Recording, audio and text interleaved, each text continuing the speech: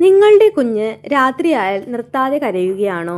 പകൽ മുഴുവൻ കളിച്ചു ചിരിച്ചു നിന്ന കുഞ്ഞ് രാത്രിയിൽ മാത്രം എന്തിനാണ് ഇങ്ങനെ കരയുന്നത് എന്ന് ആലോചിച്ച് വിഷമിച്ചിട്ടുണ്ടോ? പല അമ്മമാരും ഉറക്കമില്ലാതെ തളർന്നു പോകുന്ന ഒരവസ്ഥയാണിത്. ഒരു നേഴ്സ് എന്ന നിലയിൽ എനിക്ക് ഉറപ്പിച്ചു പറയാൻ കഴിയും, കുഞ്ഞിൻ്റെ ഈ കരച്ചിൽ വെറുതെയല്ല. അവർക്ക് എന്തോ ഒരു ശാരീരിക ബുദ്ധിമുട്ട് ഉള്ളതുകൊണ്ടാണ്.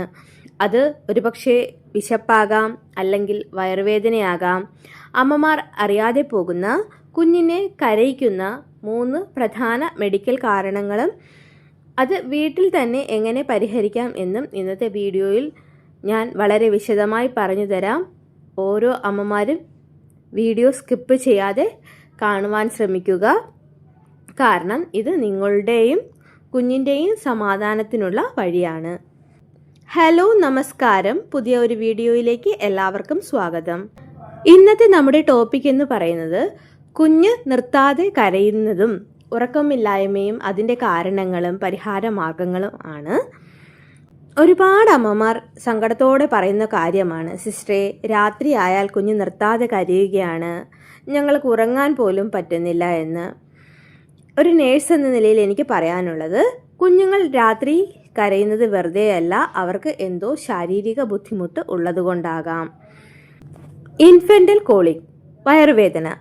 ആദ്യത്തെ വില്ലൻ എന്ന് പറയുന്നത് ഇൻഫെൻ്റൽ കോളിക് ആണ്. എന്താണ് ഇതിനുള്ള മെഡിക്കൽ കാരണം? വിവരിക്കാം.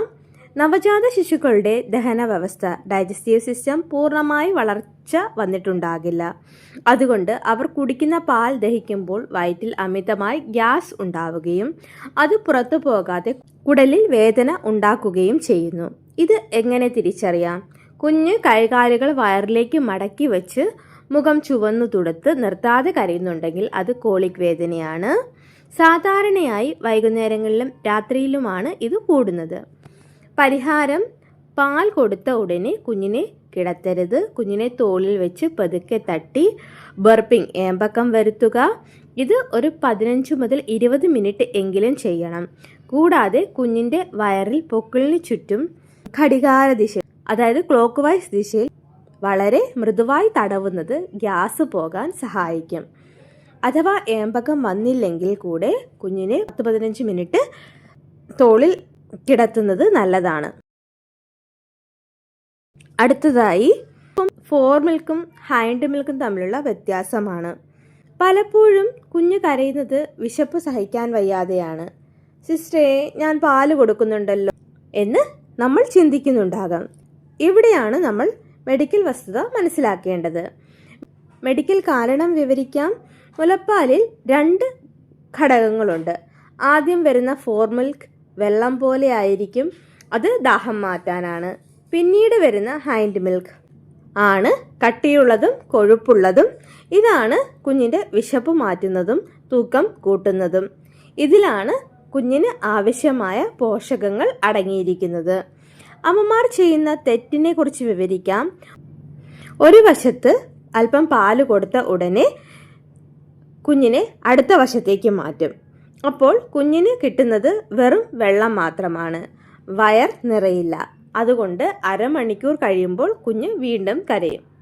പരിഹാരം പറയാം. ഒരു വശത്തെ പാല് പൂർണ്ണമായും കുടിച്ചു തീർത്തു എന്ന് ഉറപ്പാക്കിയ ശേഷം മാത്രം അടുത്ത വശം നൽകുക. എങ്കിൽ മാത്രമേ കുഞ്ഞിന് ആ കട്ടിയുള്ള പാൽ ലഭിക്കൂ. അവർക്ക് വിശപ്പ് മാറുകയും കുറേ സമയം ഉറങ്ങുകയും ചെയ്യും. അടുത്തതായി സ്ലീപ്പ് എൻവയോൺമെൻ്റൽ ടൈം ടേബിൾ ആണ്. നമ്മൾ ശ്രദ്ധിക്കാതെ പോകുന്ന ചെറിയ കാര്യങ്ങൾ കുഞ്ഞിൻ്റെ ഉറക്കം കളയും. മെഡിക്കൽ കാരണം വിശദീകരിക്കാം. കുഞ്ഞിൻ്റെ ശരീര താപനില, ബോഡി ടെമ്പറേച്ചർ പെട്ടെന്ന് വ്യത്യാസപ്പെടും. അമിതമായി വസ്ത്രം ധരിക്കുന്നത് ചൂട് കൂടാനും കുഞ്ഞ് കരയാനും കാരണമാകും. അതുപോലെ നനഞ്ഞ ഡയപ്പർ ചർമ്മത്തിൽ ചൊറിച്ചിൽ, അതായത് ഡയപ്പർ റാഷ് ഉണ്ടാക്കാൻ സാധ്യതയുണ്ട്. പരിഹാരം ഇതാണ്: കുഞ്ഞിനെ ഉറക്കുന്ന മുറിയിൽ അമിതമായ വെളിച്ചമോ ശബ്ദമോ ഒഴിവാക്കുക. രാത്രിയും പകലും തിരിച്ചറിയാൻ കുഞ്ഞിനെ ശീലിപ്പിക്കണം. രാത്രിയിൽ പാല് കൊടുക്കുമ്പോൾ വെളിച്ചം കുറച്ചു മാത്രം ഉപയോഗിക്കുക. കുഞ്ഞിന് അയഞ്ഞ കോട്ടൺ വസ്ത്രങ്ങൾ ധരിപ്പിക്കുക. ഈ കാര്യങ്ങൾ ശ്രദ്ധിച്ചിട്ടും കുഞ്ഞ് അമിതമായി കരയുകയോ പനി, ഛർദി തുടങ്ങിയ ലക്ഷണങ്ങൾ കാണിക്കുകയോ ചെയ്താൽ ഒട്ടും വൈകിക്കാതെ ഒരു ഡോക്ടറെ കാണിക്കണം, പീഡിയാട്രീഷ്യനെ കാണിക്കണം. ഒരു നേഴ്സ് എന്ന നിലയിൽ എനിക്ക് നിങ്ങളോട് പറയാനുള്ളത്, കുഞ്ഞിൻ്റെ കരച്ചിൽ അവഗണിക്കരുത്. അപ്പോൾ ഇതുവരെ തന്ന എല്ലാ സപ്പോർട്ടിനും നന്ദി. വീഡിയോ നിങ്ങൾക്ക് ഉപകാരപ്പെട്ടു എന്ന് വിചാരിക്കുന്നു. ഉപകാരപ്പെട്ടെങ്കിൽ ലൈക്ക് ചെയ്യാനും ചാനൽ സബ്സ്ക്രൈബ് ചെയ്ത് സപ്പോർട്ട് ചെയ്യാനും മറക്കരുതേ. അപ്പോൾ നമുക്ക് അടുത്ത വീഡിയോയുമായി വീണ്ടും കാണാം. അതുവരയ്ക്കും bye. Thank you for watching video.